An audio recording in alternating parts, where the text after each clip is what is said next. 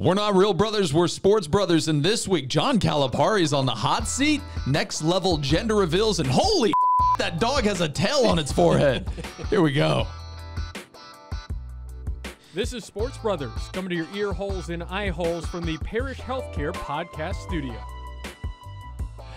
Hey everyone, welcome to the November 13th edition of Sports Brothers. I'm Joe Kepner, he's Christian Brewy, and don't forget you can watch these episodes now on YouTube and on OTT devices, which is like Roku TV, Apple TV, any of those types of things. But we got a lot to get to today. We're going to try and blaze through some of it. We do have a dog with a forehead tail, and that's my favorite part of the show. You're gonna want to stick around for that part. But Christian, should we start with Sports Brothers? Go ahead. All right, I'm going to go with Jonathan Isaac, Orlando Magic forward, second in the NBA in block shots. He is having a hell of a third year in the NBA. This guy has become a defensive force for the Magic. Only Anthony Davis has more blocks than him. And right now, I know it's only 10 games, but he is averaging more than Dwight Howard ever averaged in a Magic uniform. And Dwight led the NBA in blocks twice when he was with the Magic. I think my favorite part is just one of the blocks that will probably be replayed was against the Mavericks when he spiked it off Mo Bamba's head. Right. And Mo Bamba was just, gave this face they lost the game, and unfortunately that's been the case pretty much the entire season. Is he looks really good defensively. They can't do anything offensively. He's the most entertaining part of that team right now. Oh yeah. He's been fantastic to watch. But the block is the ultimate basketball play because you're really just establishing your dominance over another human, and in that play he did it over two humans, yes, including his teammate. But it is, I will admit though, it is kind of hard for me to watch that many rejections because it reminds me of dating in college. All right. My second. You found someone. I did. It took a Finally. while. She found me. All right. University of Evansville is my second Sports Brothers of the week. The entire team, because they beat number one Kentucky at Rupp Arena. Evansville was paid $90,000 to play in that game. I mean, this is the college basketball equivalent of Appalachian State beating Michigan, right? It's maybe that bigger, big. You know? It might be bigger. Yeah. This is like giving Kentucky's what was, or kind of still is until next week, ranked number one overall. Yeah, and by the Purple Aces. They won't be anymore, but no, that's what I'm saying. Until next week when those rankings come out. I think the coach or team that's most excited about this is Florida. After getting embarrassed by Florida State on Sunday, they were the embarrassment of the SEC. Now Kentucky is somehow the embarrassment of the SEC. Yeah, it's like giving a plumber $100 to fix your sink, and instead he beats you with a lead pipe. That's what this was. John Calipari won NCAA title while at Kentucky. I could have sworn he had more than one, but no, he just has other ones that have been vacated. He just has the top 3 draft picks every year into the NBA. So I'm just going to say it's probably time to just go ahead and fire him. I'm putting John Calipari on the hot seat right now. November 13th. Yep, move on. On the hot seat. Yep. All right, let's get to mine. I'm going to go a couple of college football coaches. First up, Odell Higgins somehow waded through all of that mess that was last week in Tallahassee. Willie Taggart gets fired. Bob Stoops is going to get hired. Oh, wait, no, he's not. Those reports aren't true. Deion Sanders is a candidate because apparently he just wanted to tell his friends at the NFL Network that he wanted to be a candidate for the Florida State job. All the while, keeps his team focused on the task at hand. They go up to Chestnut Hill and they beat Boston College, and we are suddenly introduced to some guy named Jordan Travis that was not playing under Willie Taggart for God knows what reason. And he only has 3 carries for 94 yards and 2 touchdowns. Yeah. And I want to go back to my point, I think, last week when we were talking about Taggart and saying that, maybe he needed some more time. No, apparently he's an idiot, and he didn't have Jordan Travis playing at all when he's clearly one of the most dynamic players on the football team.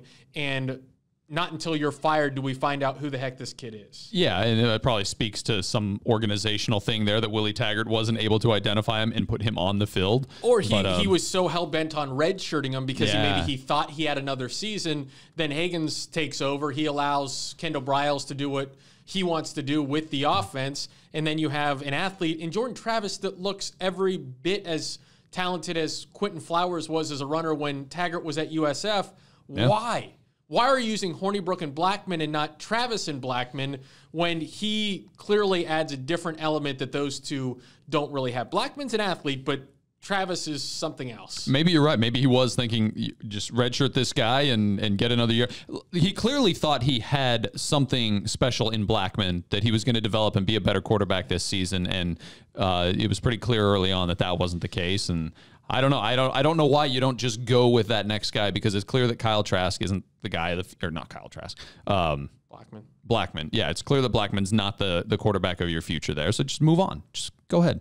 But the thing is, now Hagans has a chance, thanks to the win against Boston College. If they beat Alabama State, they're bowl eligible again. And he's come out and says he does want to be a candidate. The last time around, when he was the interim coach a couple years ago, he said he wasn't interested in being the head coach. But Hagans is everything Florida State. You probably saw it if you were watching the game. He was the roommate of Deion Sanders. He's been there almost his entire career, and now he wants the reins to this team, and we'll see if they do that. My other sports brother is a coach, an interim coach, who was given the reins, and that's Ed Orgeron. Go Tigers! First off, what he's done at LSU is incredible. First in the college football playoff rankings, which came out. He's turned them back into a power, and with his coaching decisions with the offense, really, is what's changed everything. Bringing in Joe Burrow, letting the offense open up versus the 3 yards in a cloud of dust that it was under Les Miles. And now Burrow's clearly the Heisman favorite. They're the favorite to win the national championship. But then you see the emotion that he always has that I've always loved about Edo. Then it comes out, there's this video from the locker room, and you can hear clearly Ed Orgeron screaming about the win and Roll Tide, you. And I think it's interesting because he's come out and not apologized for it. No. He's not apologizing for it. He says he's spoken to the player who put it out on Periscope and let that get out there, but also compared it to a conversation you may have at your dinner table about the lady down he didn't say this, I'm saying this, the lady down the street that walks her dog and on your yard, and you can't stand her, but if you see her in passing, you just wave and say hello, or you know, it's the guy across the street who sets off his fireworks until 3 a.m. on 4th of July. Not every conversation is meant for everyone. Yes. And if you are going to inject yourself into conversations that were not intended for you, sometimes you're going to be offended by stuff, and you just need to, move on with your life. And so he is definitely not going to get maybe the recruits that want their children to go to Dabo Sweeney and his religious, very buttoned down church on Sunday when those videos are coming out. I'm sure Dabo's players have never heard such coarse language, sir. How dare you, sir? Yeah, no, I think they'll be okay there. Yeah, and if you want to go to a winning program, it looks like Orgeron's got them headed in the right direction. All right, that's going to take us into the next segment, which is we need to talk about this. And today we need to talk about the playoff rankings because LSU rightfully number 1. I like that. Ohio State number 2, fine with that. After that, you get into some issues because I think the committee, they've already had a history of using different criteria when ranking different teams, right?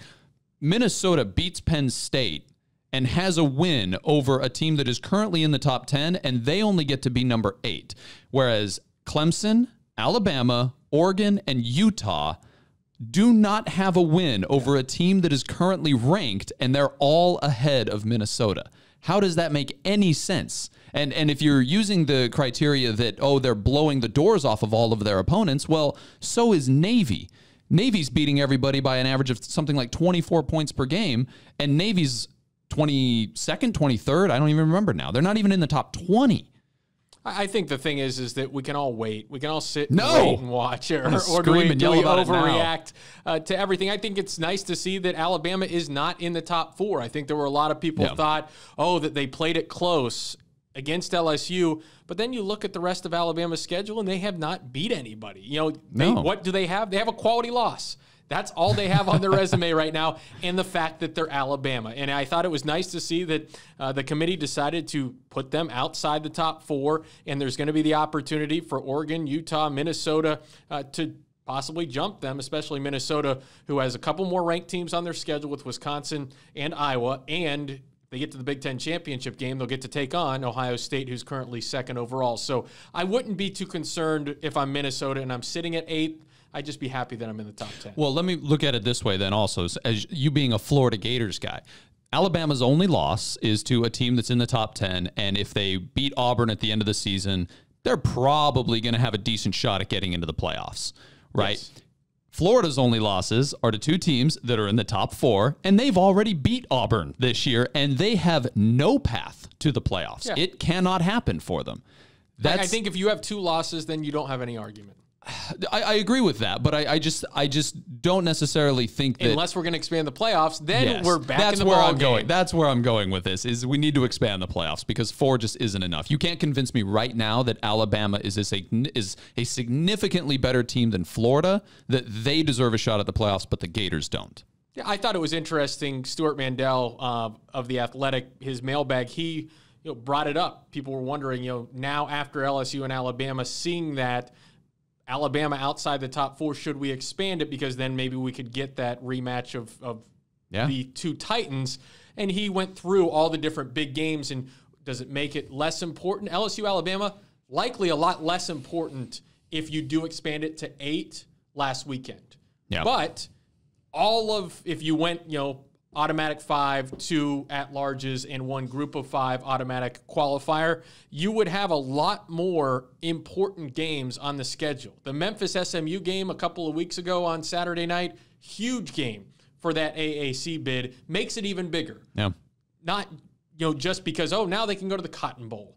It's because there's something more on the line, and I think you would see that. You'd have a lot more games. Some people have argued that it would make the regular season less important. I think when you really look at it game by game, the biggest games, most of the big games would become bigger.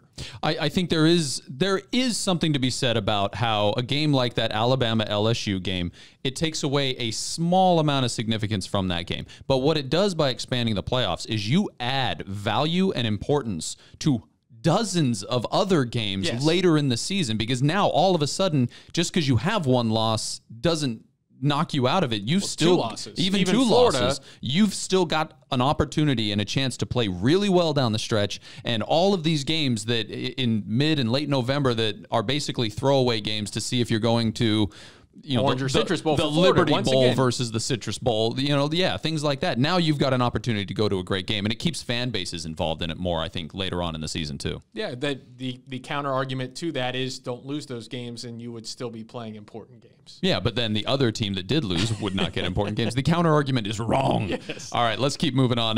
Do you want to do sign stealing in baseball? Let's do sign stealing in baseball. Big article from The Athletic comes out, and the Astros were sign stealing, according to Mike Fiers, and a number of different sources in 2017, which is when they won the World Series. They had a camera set up in center field. They would get the signs to a television set live in their kind of tunnel to their locker room. High resolution, too. And then they would just bang on a trash can until, when it was an off-speed pitch, so the batters could sit on the off-speed stuff. And I think baseball definitely has an issue. And Ken Rosenthal put that out there today, is that this was an issue that was sort of being talked about, I guess, with whispers. Now it's front and center, and Major League Baseball certainly has to address it. Yeah, I like the confluence of the high-tech part where you're using these, high-res cameras that are able to see his, everything, to see how he's tipping the pitches, to bang on the trash can to let him know, that's fantastic. But I also liked somebody's selling out there Houston Asterisks T-shirts, which replaces the Astros logo with a big asterisk. That's fantastic. Add that to the list of T-shirts that I wish I would have thought of and sold on the internet. All I can think about is Doug Funny banging on a trash can, strumming on a street light. That old song from Doug, Nickelodeon, and that's the first thing that popped into my head when I heard that they were banging on a trash can. They were supposedly whistling when they were playing the Yankees, and that's what led to a lot of the headlines about pitchers tipping their pitches in the playoffs leading up to this World Series. But they did win. This is an asterisk for you. Sure. The Astros won the World Series in 2017. Game 7, the decisive game, was on the road. Yeah, that's true. All right. So it's not like they don't have the talent to win these games. But if you're an opposing pitcher and you're in Houston, and every time, hey, I'm kind of thinking about throwing something off speed. What's all that banging over there? Well, that's what How Danny did they not Farquhar, catch one on of to the that pretty pitchers quickly? who was playing for the White Sox, heard the whistling, and he was quoted in this story by The Athletic. He's now out of pitching. He's working as a pitching coach for a minor league team. He said that he heard the whistling. Yeah. felt like he was throwing really good off-speed pitches, and they were still getting a piece of him. So he knew something was up because he was hearing that whistling, went to his catcher. They went to the signs, like multiple signs, to change it up that they would use maybe if someone's on the base paths or is at second base. And then he was able to get out of the inning. There's some element of gamesmanship to it that is acceptable. I think where people start to have a problem with it is when you bring in the technology, the cameras and that sort of thing. Because, if you're doing something that's tipping it off and I as a batter standing in the box can see that and use that to know what's coming and I share that with my teammates, that's all fair game. Well, there are tablets, and you would see this if you're watching the World Series. There are tablets that they're looking at to look at their at-bats and everything. But the MLB, when it came out in 2017, when they did penalize the Red Sox, they fined them for sign stealing. They made some rule changes. There have to be 8-second delays on all the video or TVs that are in your dugout, but it seems as though the delays don't correlate when you put a camera of your own out in center field in your own monitor hidden away in the bowels of the stadium. And then one other note about this before we move on. I will say the Houston Asterisks, that logo of a circle with an asterisk in the middle of it, looks like a butthole. Just wanted to share that with everybody. On to Colin Kaepernick? Yeah. All right, he's got a workout this weekend. The NFL is set up for all the teams to come to. We don't know yet exactly how many teams are going to show up. All of the XFL teams will be there, I imagine. Really odd, though, that it's coming out that usually these workouts are done on Tuesdays. Yeah. Instead, they told Colin Kaepernick, we're going to do this for you on Tuesday, but we're actually going to have it on a Saturday. It's not ideal for all the NFL GMs and scouts because a lot of them are out usually scouting college football games on Saturday. They're busy. Kaepernick's bunch wants to know who is going to be there, how it's going to work, and they still don't have all that information, and it's Wednesday afternoon. It doesn't feel like the cleanest thing after all of this that's gone back and forth with the settlement of the lawsuit of him being blackballed. Right. So once again, the NFL doesn't appear to be handling Colin Kaepernick in the best way. And I did read that they're going to be recording the workout and sending that out to all the teams that just can't make it for whatever reason. But I mean, you're right. Like, the guy deserves an opportunity to prove he can still play in the NFL. And I mean, are we seeing who's playing in the NFL right now? There are definitely quarterbacks that he's better than, but he also hasn't played in 3 years. So I'm curious to see, what he has lost or maybe what he's gained. A little maturity sometimes helps these guys, especially quarterbacks, slows down their brains a little bit so they're not thinking a million miles at a time and they can make decisions a little bit better. So something like that, he may be a better quarterback now than he was back then, but he also may have lost a step running too. Possibly, but I think some of his numbers that he had while he was in the NFL are top 50 all time, and he deserves a shot when the Ryan Finleys of the world are playing in Cincinnati. Jeff Driscoll, no offense to our friend from Haggerty High School, but his numbers have never been anywhere close to what Colin Kaepernick has done in the NFL. And Joe Flacco, a washed-up Flacco, is playing still out in Denver, or no longer actually playing anymore because he's hurt. But still, the fact that all these backups, he deserves a shot. And I think that Bengals actually are the odds-on favorite according to the folks out in Vegas. Does this, though, just the fact that the NFL and teams are even willing to entertain the idea of a workout by Colin Kaepernick show that the NFL believes the mass hysteria over Colin Kaepernick's protests of the national anthem and all of that's kind of gone away, or it's died down enough? Never protesting the national anthem. No, well, protesting police brutality and the treatment of African Americans, minorities in the country, but I don't want to yada that. It's very important stuff, and it's it was a bold stance for him to take at the time, and it's obvious he's obviously paid an enormous price for it. But there's still a lot of fans out there that you bring up the name Colin Kaepernick, and they will say they do not want him on their team. I know. So, but they're obviously teams must be out there thinking, well, our quarterback plays bad enough that those fans are just going to have to accept it. I mean, there was a lot of talk when Patrick Mahomes went down. The Chiefs needed to go get Colin Kaepernick because of the type of way that he plays. And if they want to continue to stay in the playoff race, obviously Mahomes has come back much quicker. But certainly an interesting thing to keep an eye on because I think someone's going to give him a shot now. I think we're far enough removed, but I think you'll have to handle a ton of media right off the bat, and I think then it will die down depending on how he plays or whether or not he plays at all. Yeah, I mean, we've seen it in the end in sports. Winning is all that really matters for the most part. This is one that he's paid a much higher price than I thought he would. I definitely thought he'd be back in the league sooner than this. Speaking of the NFL, the Pro Bowl is not too far away, and voting began yesterday. You can vote for your favorite player to come on down to Orlando for the Pro Bowl festivities, and we got a chance to sit down with Devin Hester, four-time Pro Bowler? The all-time greatest return man in NFL history. We tried to give him a gift for the interview. He returned it. All right, we're here now talking about the Pro Bowl with legendary Pro Bowler, NFL return man Devin Hester. We've also got Kathleen Hill here from ESPN Wide World of Sports to talk about a lot of the events that are going to be going on. First of all, thank you guys for joining us. Yes, also, you'll be able to watch the Pro Bowl on WFTV again this year, Channel 9, when ABC, when that rolls around. Yeah, fourth straight year. So, Devin, you've been in 4 Pro Bowls. I got to just ask you, the experience of the Pro Bowl, how much fun is it for the players? It's very exciting. As a player, I would say you get an opportunity to meet the guys that you grew up watching as a fan. Yeah.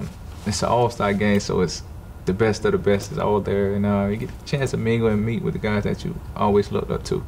Right, and Kathleen, the access that they get at these events, especially down at ESPN Wide World of Sports, you don't really get that close to any professional athletes the way you do at this thing. You're exactly right. It's awesome access, whether you're going to a practice, you're attending the skills showdown, or you're taking a selfie with the Pro Bowl trophy. And a lot of the stuff that you guys will have down there will be similar to what we've seen the last 3 years. Maybe for fans that don't know, what can they experience by going down to the Wide World of Sports? Absolutely. So virtually all of the Pro Bowl week events take place at Disney. At ESPN Wide World of Sports, we host the Pro Bowl Experience. We host AFC and NFC practices. And new this year, we have an enhanced format of the Pro Bowl Skills Showdown. For the first time ever, it'll take place under the lights of the stadium, ESPN Wide World of Sports. It'll be a great matchup of all-stars and a couple of new surprises. So, Devin, they didn't have dodgeball before, but I would imagine with your skills that's something that you would have liked to... I would have loved that. I would have loved it, man. Unfortunately, they took out a lot of the games my years in the Pro Bowl, the 40-yard race, some of the skill challenges, things like that. They took it out. But I would have loved the opportunity to play dodgeball. Yeah, I mean, you played high-stakes dodgeball with humans that weighed 250 pounds running full speed at you. Yeah. How did you, I mean, just take us into that. How were you so good at it? I mean, were you great at tag growing up? I mean, how did this happen? I all started playing flag football. We would play two-hand touch. And I would say around 11, 12 years old, we would throw off instead of kickoff. And 7 out of 10 times I run it back, so I was like, this might be my niche here. Is it just one of those things you just really, really hated getting tackled? Yeah, most definitely. Especially when you have one guy to beat, that's when you're like, oh my God, I don't dodge 10 other guys and this one little guy I couldn't get past, So, but things happen and you move on and you learn from that experience and you make sure that it don't happen again. I think I know what the answer is, but best return of your career? Super Bowl. Yeah, of course, right? Vinatieri almost got you. I watched the highlights. I mean, he was diving. Way. He was he wouldn't have got you, but I think he was the closest to come to you out of all the guys that were there, which is kind of funny. Yeah, he had the best shot, but then again, you see a kicker as a returner, you overlook him. You had the perfect speed rating on Madden, the 100 speed rating. What would Vinatieri's speed rating be? Like 8, 9? It would probably be like 64, 65. Okay. All right. What would our ratings have been? For if you're 100, what's the average person? I would say 40, 45. You're so generous. Yes, I'll take 45. I'm telling everybody I'm a 45 on Madden now. What would you be now? Do you still try and keep up your speed? Do you? I will probably be in the 80, 88 range, probably. Okay, because you got kids coming up, man. You got to stay faster than them. I got to, man. So I got to make sure that I can beat those guys. So we've seen the videos, and they look like they got some moves. They're push. They're knocking at the door. Yeah. So. Well, what do you tell them? I mean, clearly they want to play football like that. I tell them, what I mean, it's not easy. You have to be the best of the best. Everybody's good, but if you want to be great and make it to the league, then you have to do what it takes. Sometimes you have to get pushed harder than what you expected to. So, Kathleen, I know that for families, as we talk about kids, the Pro Bowl, the game itself, as well, is an amazing opportunity for the fans to get up close and personal. The red carpet, all that's back this year, correct? Yep, and there will be a kids zone at the game as well. Oh, nice. The weather hasn't cooperated as much as we'd like, but the turnout has still been good despite that. The crowds have been there for that. Is that partly because of the access you think the fans get down at Disney, and then it translates to better ticket sales for the game? Yeah, I think it's an awesome thing for families to come to, see your favorite players, catch a practice or two, and then we know ticket sales are underway, so I know if anyone wants to come this year, make sure you get your ticket early. They start at just $45 online. Right. So Devin, I looked, there were quite a few nicknames for you as you were growing up, when you were at Miami, when you were with Chicago. Is there one that's really stuck? Or is it, I saw Sugarfoot. Yeah, that was my favorite in high school. That was the high school one. Then you had, what was it, Anytime, kind of a nod to prime time. Transitions from college to the league. Okay, and then the Windy City Flyer. You had Hurricane Hester while you were in Miami. Hurricane Hester was one of my favorite, as well as Anytime. So those two, Hurricane Hester and Anytime. What's your nickname now? Dad. Yeah. How about Hall of Famer? Yeah, hopefully. Yeah. Hopefully, man. How do you look at that? It'll be a great honor. The first, as a special teamer, I think that would open up a lot of eyes to a lot of players that's coming up. For me, myself, I believe that, like I say, the first return man, first special team player besides the kicker to make the Hall of Fame. So I'm hoping that I could be that first guy. How do you campaign for that? Do you hire a PR firm and try to just get your message out there and remind everybody how great your career was, all the voters? How does that work? For me, I don't think it'll be hard, because for some reason everybody feel like it's a must. I've been getting these questions asked since my second year in the league. So, from my second year in the league on up to now, that's all I get is whether or not he's a Hall of Famer. It's been talked about. So I think it's already built up that, and really, I feel like they don't have no choice but to let me in. Do you have a list of names of people who've said you're not a Hall of Famer, that when you get in, you're going to call them up and just laugh at them? Or?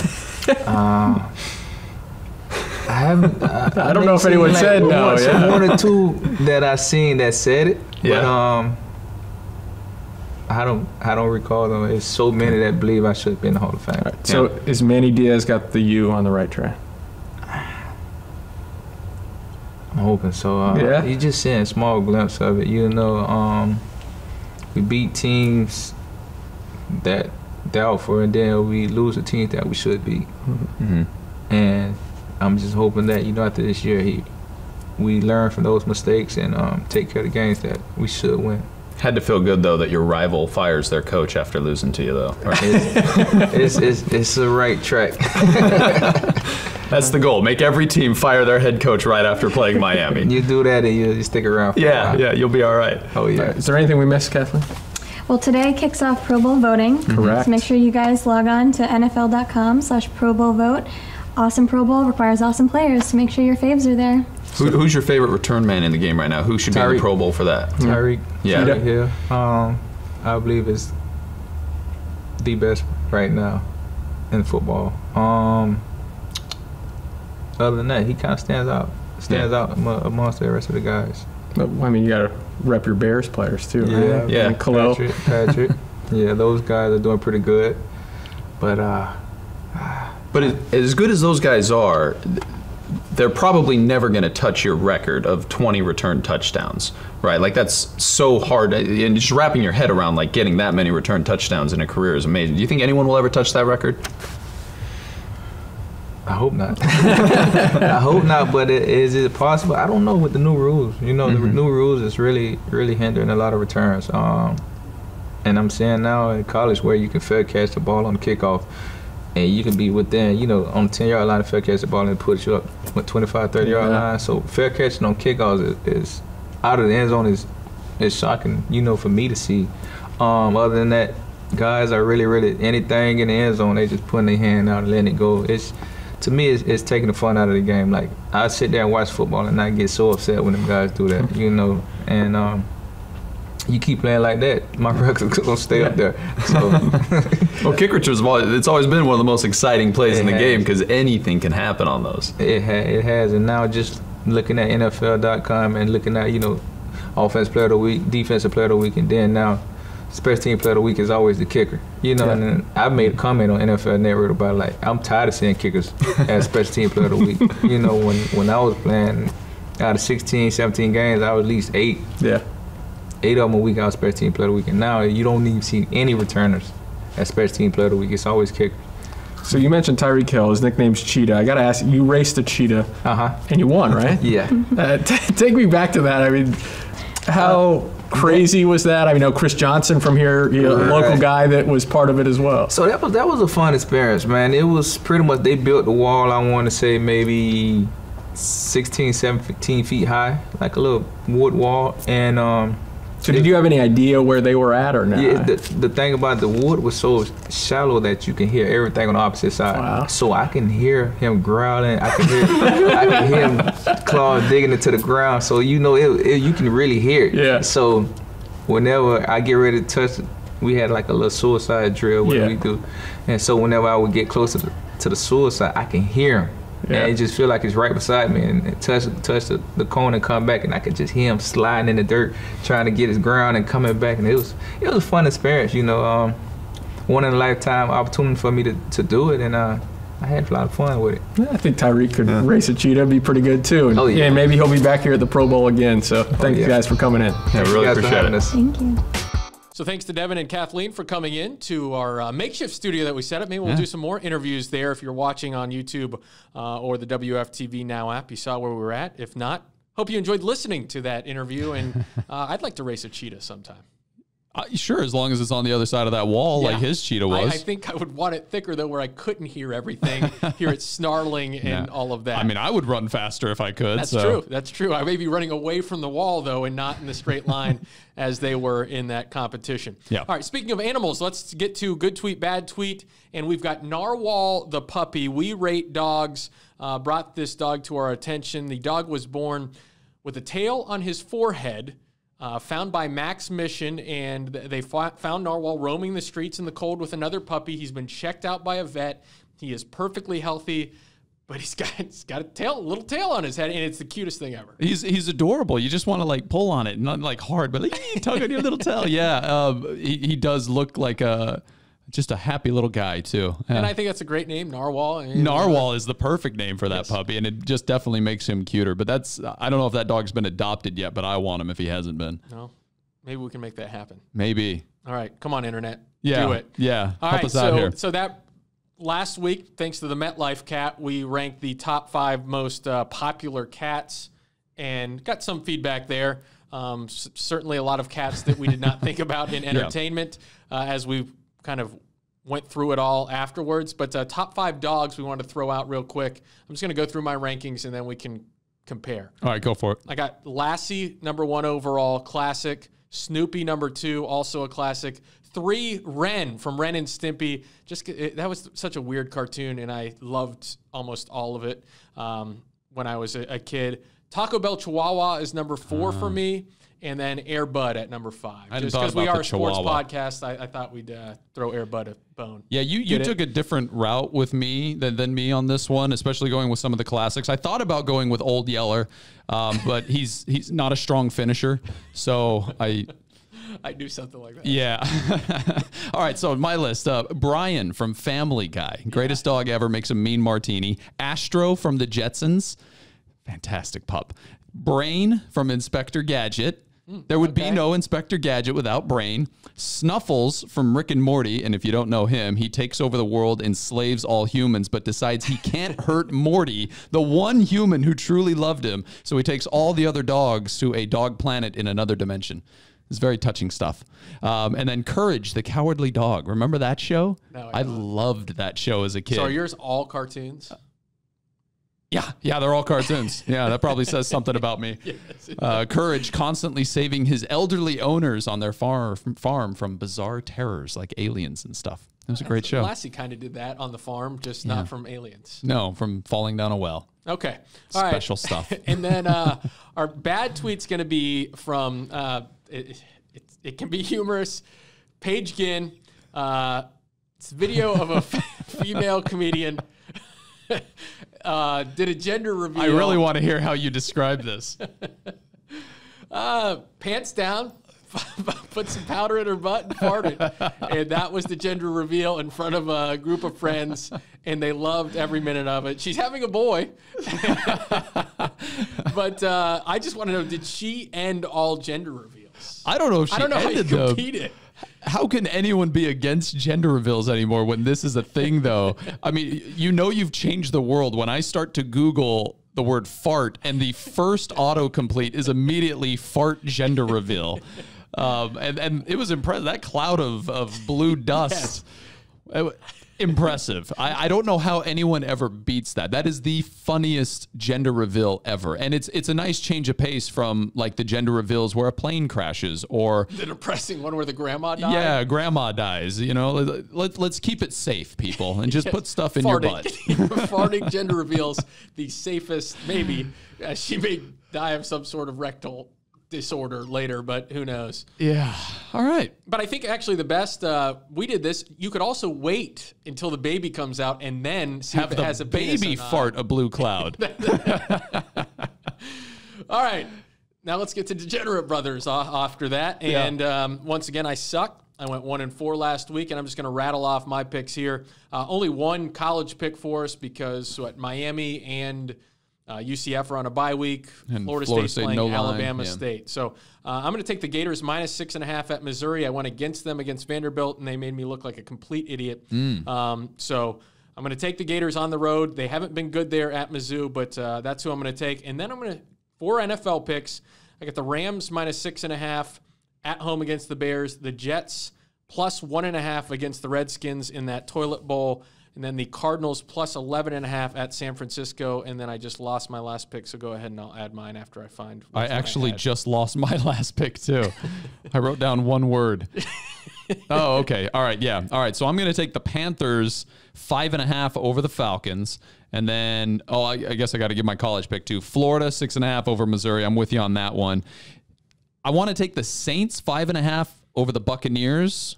And the Dolphins +6 over the Bills. It's been a while since I've kicked myself in the face, so why not? And then I've got the Steelers -3 over the Browns. Okay, my last one will be the Browns game as well, but that line once again stinks. And I told you last week that I love stinky lines, and I will take Browns -3. They got you your one win last week, so it's almost like you owe it to them. All right, so let's get I'll recap real quick. I got Florida -6.5, Rams -6.5, Jets +1.5, Cardinals +11.5, and the Browns -3. Right, and I've got Florida, Saints, Dolphins, Steelers, and Carolina Panthers. And if you want to ride the hot hand, you could follow Joe, or you could just fade all of my picks. We're now tied. We're now tied overall in the standings, I believe. It's amazing. We should have been, next year, we got to remember to do this. You and me versus a coin, and we just flip a coin and see who has the best by the end of the year. All right. That's probably so dangerous. The loser has to buy the coin a beer.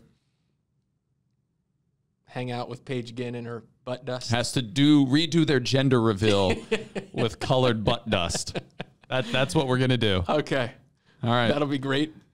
Social media fodder. Okay. Dad jokes? All right.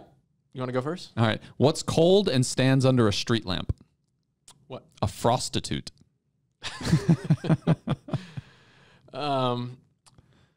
What do you call a 60-year-old who just went through puberty? I don't know. A late boomer.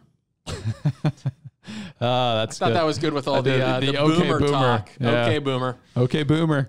All right, that it? That's it. All right, we hope you enjoyed the show. Don't forget you can watch on YouTube on the WFTV YouTube channel, and you can also watch on the WFTV Now app on Roku, Apple TV, all of those OTT devices. And don't forget to like and subscribe and do all that for the show on whichever podcast service you prefer. All right, everybody, thanks for listening. Christian, Joe, we're out. See ya.